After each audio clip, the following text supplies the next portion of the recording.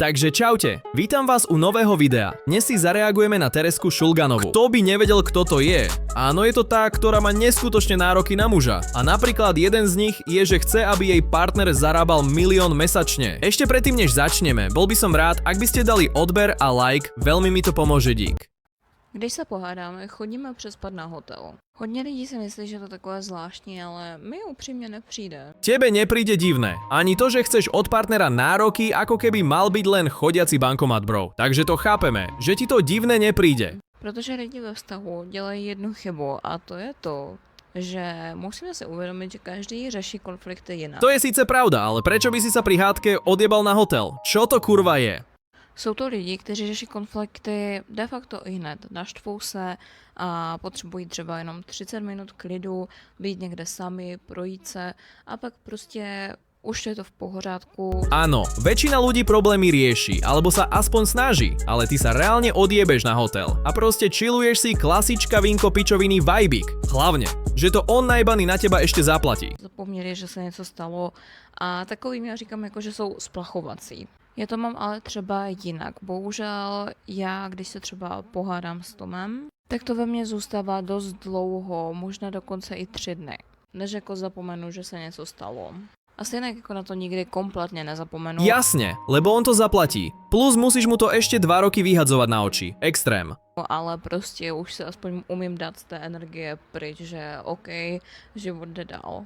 Takže když se prostě pohádám s Tomem, tak nedokážu být s ním třeba v jedné místnosti ani prostě cítit jeho energii. Preto sa musíš sťahovať na hotel. Tak to je super. Potřebuji prostě jít úplně mimo, ať jsem odpoutaná od jeho energie, ať si prostě dělám svoje věci, ať prostě mám jistotu, že za mnou třeba nepřijde. Ty môj kokot, ja už to nedávam. Poďme sa pozrieť, aké má Tereska nefinančné nároky na muža, keďže vieme, že 1 000 000 mesačne je len málo z toho, čo ona vyžaduje od partnera. Chtít 1 000 000 měsíčně po partnerovi je blbost.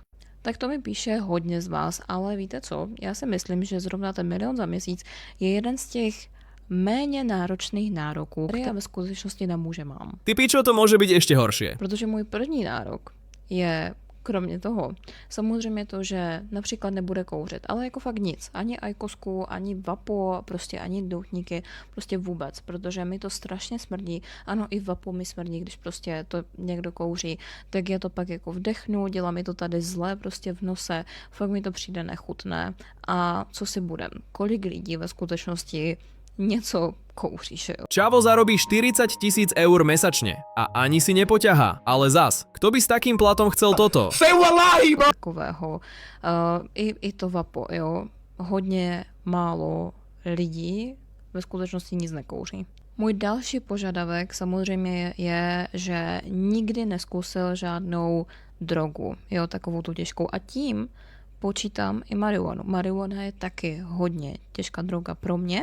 Čo je na tom, že to skúsil v minulosti, ty kokot? Akože to znamená, že bude totálna troska. Terka, prosím, uvedom si, že nie každý, kto skúsil drogu, je automaticky feťák.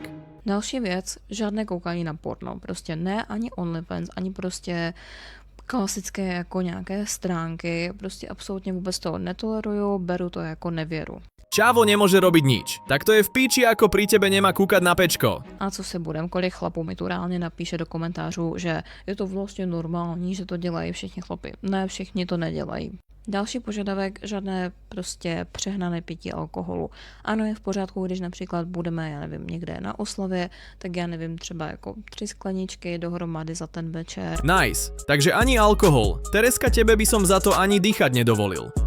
Jo, ale zase ty oslavy by jako neměly probíhat nějak často, jako neměla by to být už výmluva. A už vůbec bych netolerovala, kdyby můj partner se opíjel na nějakých takových oslavách. Prostě pokud by někdy v životě se opil, dobře, to by mi jako nevadilo, ale pokud jako při vztahu se mnou by někdy jako se opil, tak pro mě by to bylo prostě jako obrovská red flag a pravděpodobně nevím, jak bych to nesla. Týpek by sa raz opil a ona by to strašne ťažko niesla, ty pičo. Ja by som ťa ani neosral. Další nárok by byl body count jako nejvíc 3, hlavně pokud by to byl mladý člověk.